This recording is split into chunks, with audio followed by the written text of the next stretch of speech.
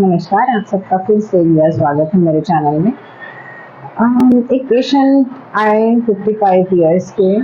उनका एक ही कंप्लेंट था कि उनके ज़बान पे एक रेड पैच आया हुआ है, सामने के बीच में एकदम, और उनको उससे कोई दिक्कत नहीं है।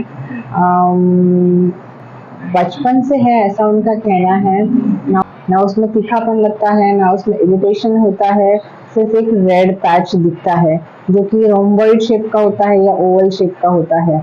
तो इस तरीके की कंडीशन को हम कहते हैं मीडियम रोम्बॉइड ग्लॉसाइटिस। सो ये मीडियम रोम्बॉइड ग्लॉसाइटिस आखिर है क्या? मीडियम रोम्बॉइड ग्लॉसाइटिस भी एक डेवलपमेंटल डिसऑर्डर है, यानी कि जन्मता होने वाली एक बीमारी है, जिसमें क्या होता है, जब हमारी ज़बान का जब डेवलपमेंट होता है तो ज़बान 3 चीज़ों से बनता है। एक लैटरल प्रोसेस से और एक ट्यूबरकुलर इम्पार, ऐसे 3 चीज़ें मिलके पीछे का पोर्शन जब बनाते हैं। तो ये जो लैटरल प्रोसेस है और ट्यूबरकुलर इम्पार है, ये फ्यूज होने में फेल हो जाते हैं, यानी ये जुड़ नहीं पाते हैं। तो इस कंडीशन में आपको ये मीडियम रोम्बॉइड ग्लॉसाइटिस कंडीशन दिखाई देती है किताबों की अगर माना जाए तो। सो इस तरीके से इसे डेवलपमेंटल डिसऑर्डर एनोमली में डाला गया है। इसका परिवर्तन कैंसर में नहीं होता है, इसलिए अगर इस तरह की कंडीशन अगर आपने दिखाई देती है तो आपको घबराने की ज़रूरत नहीं है।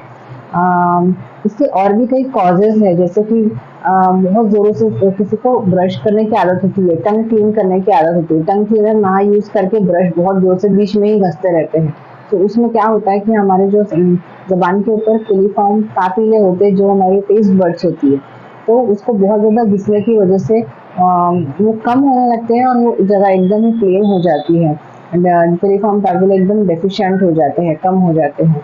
तो तब भी ये कंडीशन डेवलप होती है। जो बहुत क्रॉनिक डेंचर वियरर्स है, जो डेंचर पहनते हैं, उनमें भी ये चीज़ दिखाई देती है, और जो स्मोकर्स होते हैं उनमें भी कभी-कभी ये चीज़ दिखाई देती है। इससे रिलेटेड और एक डिसीज है जिसे हम कहते हैं किसिंग लीजन। जब आपको मीडियम रोम्बॉइड ग्लॉसाइटिस होता है तो आपका टंग जो है टालू के कांटेक्ट में कंटिन्यू होने की वजह से जो रेडनेस आपकी ज़बान पे है, वही रेडनेस आपको टालू पे आने लगती है। तो इसे किसिंग लीजन कहा जाता है। अब किसिंग लीजन और किसिंग डिसीज ये 2 अलग-अलग चीज़ें हैं। किसिंग लीजन जो है ये ग्लॉसाइटिस होता है, और जो किसिंग डिसीज जो है वो इन्फेक्शियस मोनोन्यूक्लियोसिस में आता है। तो आप इससे कंफ्यूज ना करें। तो किसिंग लीजन इसलिए होता है कि आपकी ज़बान टालू से चिपकती है और ऊपर में भी इन्फेक्शन फैलने लगता है। अब ये जो मीडियम रोम्बॉइड ग्लॉसाइटिस है, ये दिखता कैसे है? तो ये चौकोन आकृति में होता है, रोम्बॉइड शेप में होता है या फिर ओवल शेप में होता है। आपकी ज़बान जब बहुत ज़्यादा बाहर निकालेंगे तो सर्कमवैलेंट पैपिले होते हैं और एक गोल-गोल पैपिले होते हैं। उसके जस्ट आगे में आपको ये कंडीशन दिखाई देती है, स्क्वायर रोम्बॉइड आकृति में या फिर ओवल आकृति में। ये इरिथमेटस यानी रेडिश होती है, 2 से 3 सेंटीमीटर होती है।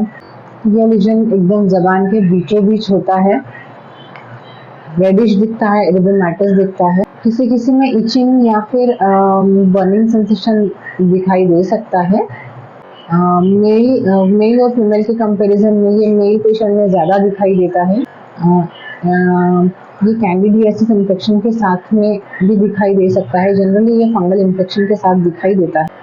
कुछ इनहेलेशन स्टेरॉइड जो पेशेंट लेते हैं, जो मुंह से स्टेरॉइड जो ओढ़ के लेते हैं, उस कंडीशन में भी ये कई लोगों में दिखाई दे सकता है। जनरली ये असिम्प्टोमेटिक होता है और किसी में ही इरिटेशन या फिर इचिंग ऐसा सिम्टम्स दिख सकता है आपको। इसे ट्रीट कैसे किया जाए? इसे सिर्फ एंटीफंगल देके ही हम ट्रीट कर सकते हैं। एंटीफंगल देने से आपका जो रेडनेस है वो थोड़ा कम हो जाता है, इचिंग या बर्निंग सेंसेशन कम होने लगता है। बाकी अगर ये डेवलपमेंटल डिसऑर्डर के रूप में है तो ये जाएगा नहीं, कभी ये वही रहेगा, लेकिन असिम्प्टोमेटिक रहता है, तो इसलिए आपको घबराने की भी ज़रूरत नहीं है इसके लिए। इसे हम एक्सकवेट भी कर सकते हैं, उतना पोर्शन हम निकाल भी सकते हैं, और अगर आपको कुछ परेशानी है इसको लेके तो आप अपना डाउट क्लियर करने के लिए इसे बायोप्सी के लिए भी भेज सकते हैं। जनरली यह लीजन अननोटिस्ड होता है। बहुत बार हमारे पास भी कई बार पेशेंट आते हैं, सिर्फ दांत दिखाने के लिए आते हैं, हम ज़बान की तरफ ध्यान नहीं देते हैं, पर ये लीजन कई पेशेंट में दिखाई दे सकता है। तो अगर डायग्नोसिस प्रॉपर रहा तो आपको घबराने की ज़रूरत नहीं है। इसका रूपांतर आपका कैंसर में नहीं होता है।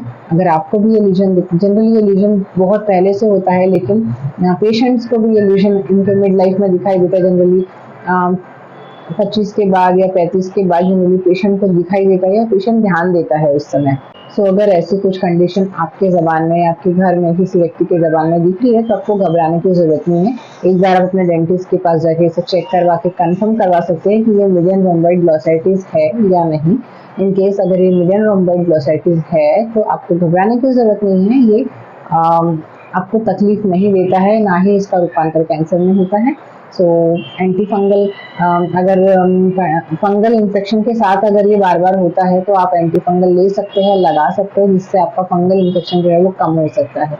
बाकी अगर आपको ये वीडियो पसंद आया तो मेरे वीडियो को लाइक करें, शेयर करें, मेरे चैनल को सब्सक्राइब करें। मैं ऐसे ही कोई वीडियो के साथ आते रहूँगी। तब तक के लिए ख्याल रखें। बाय।